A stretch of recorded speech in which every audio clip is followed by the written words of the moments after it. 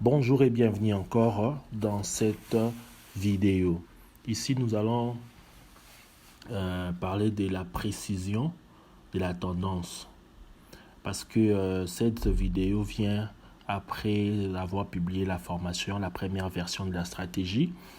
Et puis, après certaines réclamations de certaines personnes, je vais expliquer comment avoir plus de précision pour ne pas se tromper avec des faux signaux. Mais avant de dire cela, j'aimerais vous rappeler quelque chose dans le trading. Premièrement, dans le trading, c'est 10% technique et 90% psychologique. La stratégie qui marche chez moi, ça peut ne pas marcher chez toi sur le long terme. Écoutez-moi très bien. La stratégie qui marche très bien chez une personne ne peut pas forcément marcher chez toi sur le long terme. Il peut te montrer, ok, moi j'appuie ici, tu appuies ici et tu fais des gains temporairement. Et puis sur le long terme, tu vas voir que toi tu perds, lui continue à gagner. Pourquoi? Parce que nous sommes différents. Chaque personne est différente. Moi peut-être je suis un peu plus patient. Peut-être toi tu n'as pas de patience. Peut-être moi je n'ai pas une très grosse frousse par rapport au drawdown. C'est-à-dire que les pertes qui sont en cours, je ne suis pas, peut-être je ne panique pas. Peut-être l'autre il panique. Tu vas voir que ça va jouer au résultat. Par exemple, j'ai un compte de 1000 $, j'ouvre une position, c'est à moins 200. Toi, peut-être tu peux paniquer, tu fermes. Et l'autre, il sait quoi il est en train de faire. Il n'a pas coupé sa formation. Et puis, vous allez voir que lui, il va finir en gain. Dans la même stratégie, l'autre a fait une perte et puis une autre personne a fait des gains. Donc, peut-être l'un est patient. Il attend jusqu'à ce que ça se clôture avec un gros profit. L'autre, il coupe peut-être avec 2 $ de gains. Vous allez voir que l'autre, il va montrer avec la même stratégie. Il a fait 50 $, l'autre a fait 2 $. Pourquoi? Parce que ça dépend des personnes. La stratégie n'est pas universelle. Hein, c'est pas vraiment technique, c'est plus psychologique. Et euh, de deux, je peux parler encore avant de nous lancer vraiment. C'est très important, je dois en parler. C'est l'avarisme. En Iran, on appelle ça kilokoso. Donc, dans le trading, l'avarisme, ça tue. Vouloir beaucoup gagner du coup, vouloir devenir riche les mêmes soirs, c'est quelque chose que je n'ai pas enseigné, je n'ai jamais enseigné dans mes cours et que je ne vais pas enseigner. La personne qui fait ça, c'est à ses propres risques et périls. Quand j'ai lancé la formation, plusieurs personnes qui ont respecté à la loupe la formation n'ont pas fait de pertes. Mais il y a des gens qui m'ont contacté, qui m'ont dit que non, j'ai perdu tel montant, j'ai cramé. Je vais vous mettre son message. Il a pris un compte de 100 $, il a transformé ça en 2000 $ en 5 jours. 4 à 5 jours. Je me suis dit, mais comment expliquer? Vous voulez devenir riche les mêmes soirs? Pourquoi? Et pourtant, moi, j'avais donné question des targets. Hein, on ne devient pas riche le même jour, bien le même soir. On devient riche dans les temps. On est en train de réinvestir nos bénéfices, de réinvestir, on fait l'effet cumulé, bien l'effet boule de neige pour enfin avoir de très gros résultats. Maintenant, il y a des gens qui veulent devenir riches les mêmes soirs. Une personne qui fait 10 000 $. Hein, avec un compte de 100 $, tu mets 10 000 $ en 5 jours. C'est-à-dire que tu prends des très très gros risques et quand le marché va se renverser contre toi, forcément tu vas perdre. Et non seulement ça, dans la première stratégie, je vous ai donné, il y a ce qu'on appelle la récupération. Et beaucoup n'arrivaient pas à récupérer. Bien quand ils récupèrent, ils perdaient. Pourquoi? Parce qu'ils utilisaient un gros lot. On veut beaucoup gagner du coup. C'est la chose qui est en train de tuer beaucoup de traders qui se sont lancés dans la formation. Bien sûr qu'avec la stratégie que je vais ajouter, ça va leur aider, mais moi, je ne conseille pas en tout cas. Ça, c'était la deuxième chose. La troisième chose est que les traders se précipitent pour un compte réel. Vous avez la stratégie, il y a une personne qui m'a écrit, j'ai fait des gains puis j'ai perdu. Je lui ai dit, oh, mais toi tu viens d'acheter la formation aujourd'hui, non? J'ai dit oui, il a dit oui. J'ai dit, tu as fait combien de temps dans les démos? J'ai fait 40 minutes. Ah, mais pourtant dans la stratégie, j'ai dit au moins exercez-vous pendant 3 semaines parce que les Anglais disent practice makes perfect. C'est en forgeant qu'on devient forgeron. Parce que quand tu es en démo, tu vas savoir d'abord quelles sont les bonnes heures pour toi de trader, quand est-ce que tu fais l'erreur. Donc, tu vas savoir beaucoup de choses quand tu prends tout ton temps en démo. Mais aujourd'hui, les traders, il achète l'information aujourd'hui, il lit toute l'information aujourd'hui, il fait des clics en démo, il voit que ça s'est fait en positif, pas directement avec un compte réel. Moi, je ne conseille pas. Si tu sais que toi, tu fais ces choses que je n'ai pas enseignées, ne viens même pas dans mon DM Instagram et dire que oh, j'ai cramé tel compte, j'ai cramé tel compte. Il y a une personne qui a un compte de $40, il utilise un lot de 0,5 ou 0,4 ou 0,7. Ah, attendez, mais c'est hallucinant. Moi, j'avais dit dans la formation que même un compte de $1000, j'utilise un lot de 0,1. Un compte de $10,000, j'utilise un lot de 1,00. Maintenant, comment vous avez même pas $100, vous prenez des très gros risques que moi-même je ne peux pas. Maintenant, quand il va s'agir de doubler les lots, vous allez voir que vous allez cramer. Donc, la stratégie ici, je vous donne juste, c'est pour renforcer la première stratégie. Et puis, dans la deuxième vidéo, là, ça sera une vidéo vraiment pour des gourmands, des gens qui veulent devenir riches de même sorte. Bien sûr que j'interdis, je vais vous montrer cette stratégie-là pour avoir plus de précision.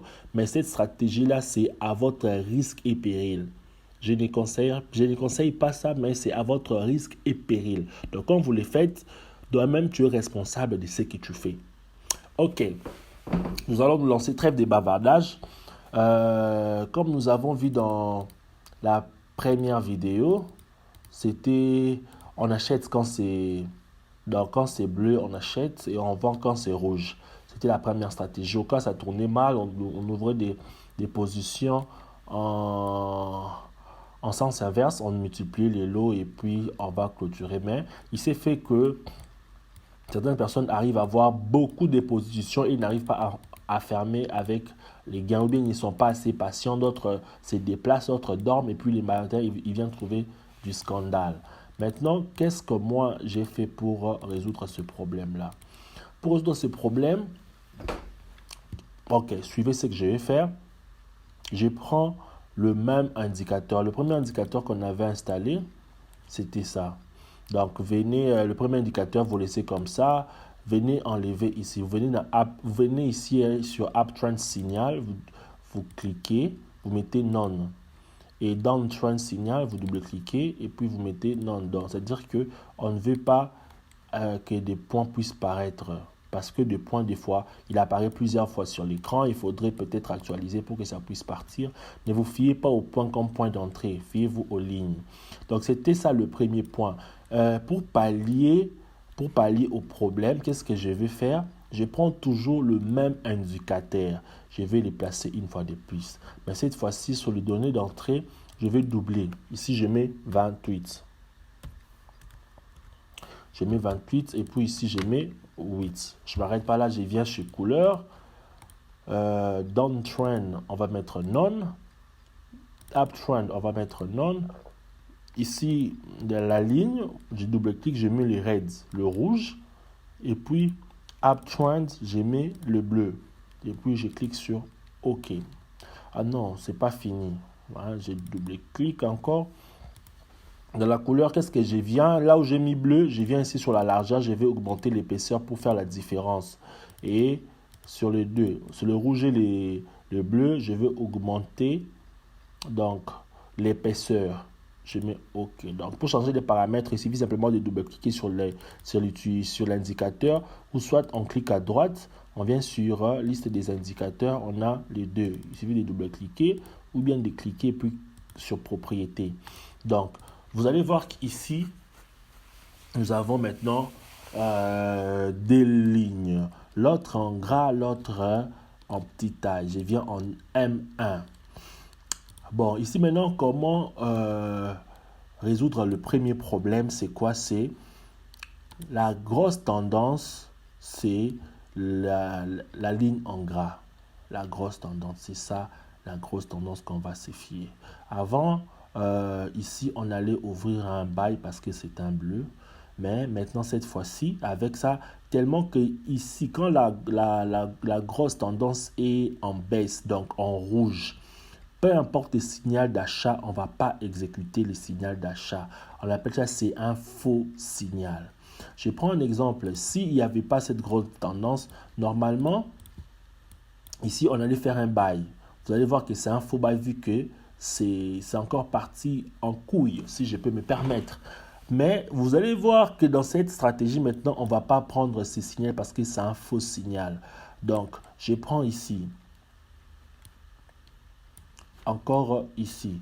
Donc, ici, la grosse tendance, elle est en bas. Elle descend toujours. Et si je vois un buy, je ne vais pas faire. Donc, quand c'est rouge ici, au-dessus, quand le rouge est gras, je vais prendre que des signaux d'entrée en rouge fine. Donc, je reprends encore. Ici, la grosse tendance est en OCR, c'est bleu. Quand il y a le rouge ici, je ne vais pas faire un sell. C'est un faux signal. Vous allez voir que quand on achète ici, avant on achetait ici et puis ça se retournait contre nous. On va multiplier des positions patati patata et c'est presque inutile. Quand je vois ici des sells et que je vois ici c'est en bleu, je ne fais pas des sells. Donc je ne fais pas des ventes. Tant que ici c'est bleu, peu importe les signaux, je veux que faire d'achat. Donc ici, je ne vais pas prendre et puis je prends ici. Vous allez voir qu'ici, on fait facilement des gains. Donc encore une fois, il est plus. Ici, ça c'est une très grosse tendance. Vous voyez, le rouge, c'est très très long. Ici, quand il y a un buy, bien sûr que ces bails peuvent se fermer en gain, mais je ne vais pas prendre cela parce que c'est beaucoup de risques. J'attends que je puisse avoir le 2 rouge. Vous voyez, ici c'est rouge en gras et puis la petite ligne fine du rouge et puis j'entre ici, celle, vous allez voir que c'est bon. Ici, il y a l'achat, donc à partir d'ici, l'achat, je ne prends rien. Et puis je prends ici, vous voyez que ça descend. C'est comme ça, toujours comme ça. Quand c'est buy, je ne prends pas de sell. Donc, j'attends juste le buy. Exactement. Bon, ici, c'est un très bon exemple. Vous voyez ici, nous avons beaucoup de faux signaux en sell. Pourquoi ici, ça, je ne vais pas prendre? Pourquoi? Parce qu'il y a une très grosse tendance haussière dans une ligne bleue. Donc, je vais prendre que des signaux ici. Je prends ici pour buy. Je prends ici pour buy. Et puis, ça se clôture. Je crois que c'est facile. Quand c'est compliqué, essayez de me poser des questions sur Instagram. Et puis, quand est-ce qu'il faut récupérer? Il faut récupérer quand on voit, par exemple, je prends un exemple où j'avais vu quelque part.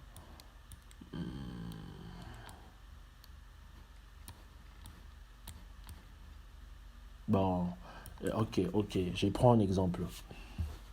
Bon, ici, normalement, on ne va pas prendre des positions, hein, parce qu'il n'y a pas eu... on ne prend pas la position, parce qu'ici, quand il y a eu le signal d'achat, ici, c'était en rouge. On ne va pas prendre parce que c'est en contradiction. Et puis, c'est venu... bon, exemple, je donne un exemple au cas où ici, on nous avait donné un nouveau signal d'achat et que j'avais fait. Si je vois la ligne fine, je ne vais pas commencer la récupération. Je vais commencer la récupération ici. Quand je commence la récupération aussi, je double le lot. Même si je vois ça, je ne vais pas fermer ma position. Tu vois, je ne vais pas fermer. Pourquoi si je ferme ici, peut-être il n'a pas eu suffisamment le temps de récupérer. Je vais vraiment laisser pendant longtemps. Vous allez voir que si j'avais coupé, si j'allais rater tout ça. Et on a tout le temps pour récupérer. Donc, c'est comme ça. Ici, si je prends, c'est bon. Je cherche vraiment un endroit où le signal a raté. Bon, ici aussi, quand je prends, c'est bon. Vu que c'est les bleus, ici, c'est les bleus. Ici, vraiment, ça rate difficilement. Tu vas voir, ça rate difficilement. Ici, bon, ok. Ok, je crois que c'est ici. Ici, c'est une grosse ligne en bleu, tendance haussière. Ici, je vois mon signal, j'ai fait mon buy ici. Et puis quand j'ai fait mon buy, ça commence à descendre. On a un moins 60 pips. On voit le signal ici. Je ne vais pas doubler. Peut-être parce qu'on est toujours en tendance haussière. Je vais doubler quand je vois la grosse tendance. Donc ici, là, je double.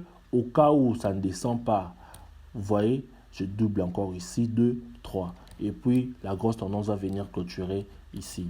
Mais maintenant, avant, c'était au cas où ça ne marche pas, j'ouvre ici, j'ouvre ici, j'ouvre ici, j'ouvre ici. Ce qui fait que plus on a des positions, plus la perte devient très importante. Ça, c'était pour la première méthode de doubler. La deuxième méthode de doubler, c'était quoi? Et la deuxième méthode, en fait, une nouvelle méthode pour récupérer des pertes, c'est on ouvre des positions opposées, mais on ne double pas le lot. Je prends un exemple. J'ai un lot de, j'ouvre par exemple sell. Vous voyez que je suis en négatif, hein, je suis en sell. Et qu'il suffit simple, je vois une position contraire au lieu de doubler le lot. Parce que quand je double le lot, si cette position que je viens d'ouvrir n'est pas ma direction, quand ça se retourne, ça augmente encore ce qu'on appelle le drawdown, la perte. Mais qu'est-ce que je peux faire? Une personne une personne qui a vraiment un très petit capital, qu'est-ce qu'il faut faire quand vous voulez ouvrir une position opposée? Ne doublez plus le lot, vous faites simplement buy. Quand vous faites buy, qu'est-ce que ça fait? Ici, on ne récupère pas parce que je vais dire comment, on est en train, on gèle la perte. Bon, c'est ça le mot. On gèle la perte. C'est pour geler la perte. Par exemple, j'avais eu, bon, j'avais pris un sel. On était à moins 10 et je vois buy. Je vois buy. Au lieu de doubler, j'ouvre simplement le même lot, ce qui fait que je vais geler peut-être moins 12. Je vais geler cela. Même si ça marche, comment ça descend, ça tourne.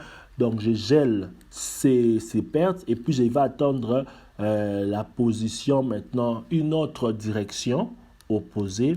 Et puis maintenant, par exemple, quand c'est un sell, j'ouvre maintenant un sell. Maintenant, vu qu'il y a deux sells et un buy, le sell va dominer. Et puis, vous allez facilement récupérer. Ça, c'est pour une personne qui a un petit capital. Essayez encore de vous exercer. Essayez de suivre la vidéo vraiment attentivement. Suivez. Si vous ne comprenez pas, je vais vous faire un audio. Faites-moi un audio sur Instagram. Et moi, je vais bien vous répondre. Ça, c'est pour... c'était pour la première stratégie. Ok, la vidéo qui suit, ça sera la stratégie que j'ai utilisée pour faire $500 le jour. On se voit dans la prochaine vidéo.